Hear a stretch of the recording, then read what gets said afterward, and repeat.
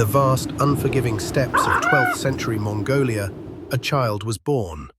Cold, hungry, and hunted. His name was Temujin. The world would come to know him by another name, Genghis Khan, the universal ruler.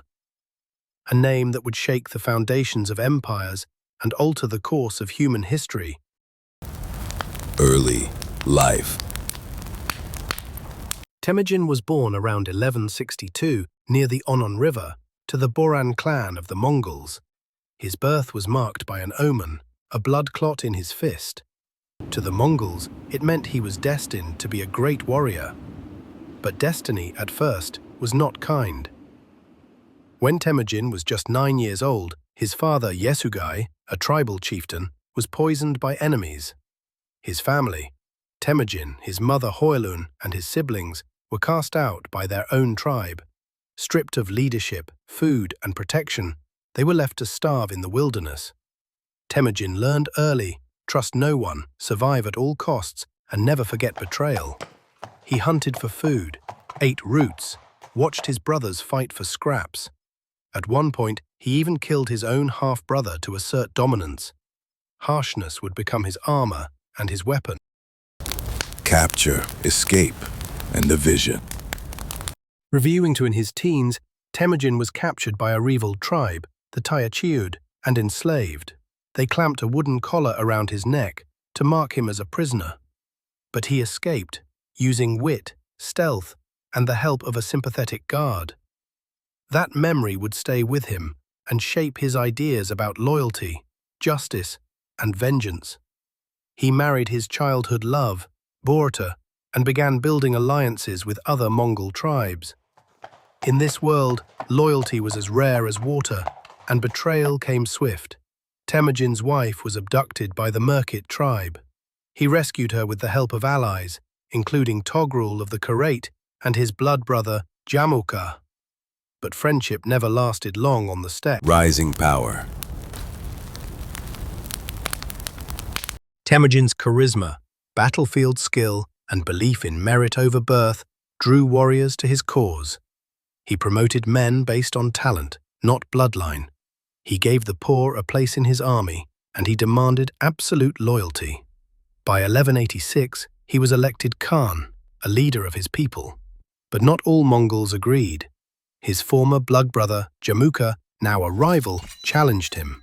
In 1187, Jamuka defeated Temujin in battle and cruelly executed 70 of his generals by boiling them alive. Temujin fled, but he learned, he adapted, and he came back stronger. In 1206, after years of warfare and alliance building, the Mongol tribes united under one banner for the first time in history. Temujin was given a new title, Genghis Khan, universal ruler. He was no longer a tribal chief, he was the leader of a nation. The empire begins. Genghis Khan now turned outward. His empire would not be built only on conquest.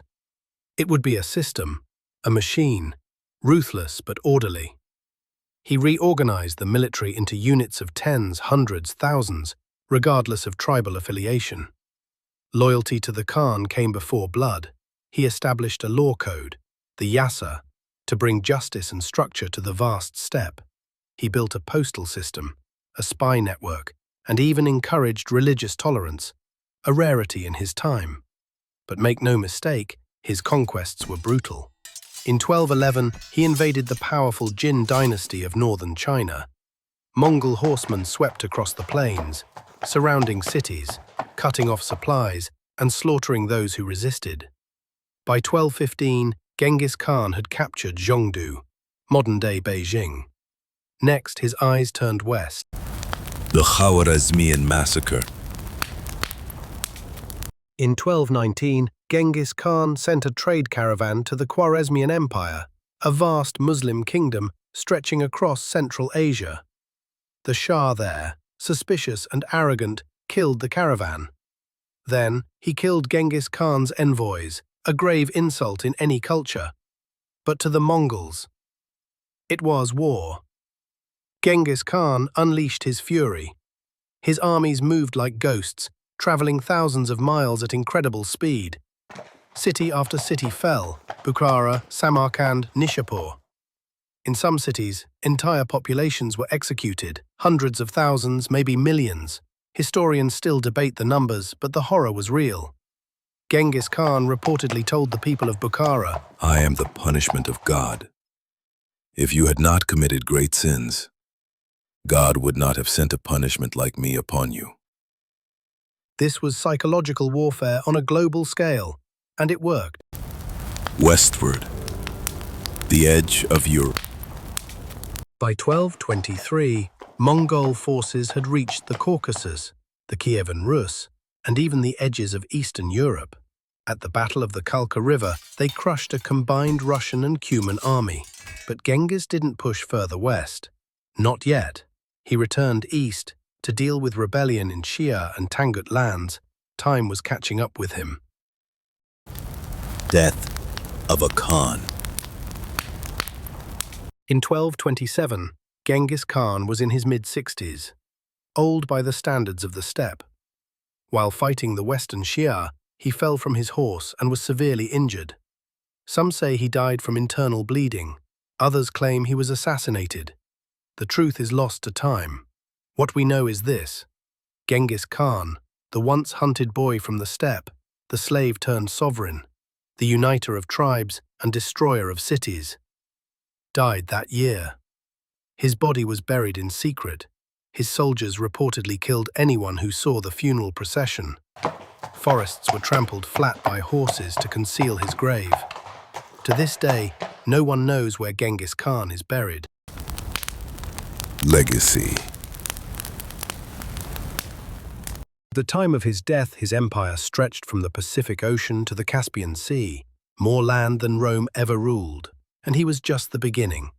His sons and grandsons, Ogedi, Kublai, Hulagu, would expand the empire even further, reaching into Europe, the Middle East, India, and all of China.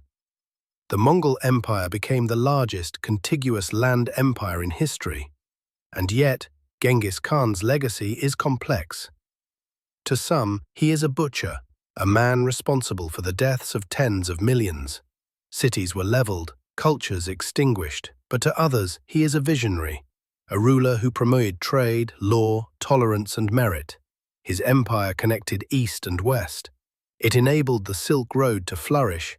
It helped spread ideas, technologies, and unfortunately, even the Black Death. He rewrote the map and reshaped the world. The end. From a hunted child with a blood clot in his fist, Krentitst, to a sovereign who united a continent under the sound of one name. Genghis Khan.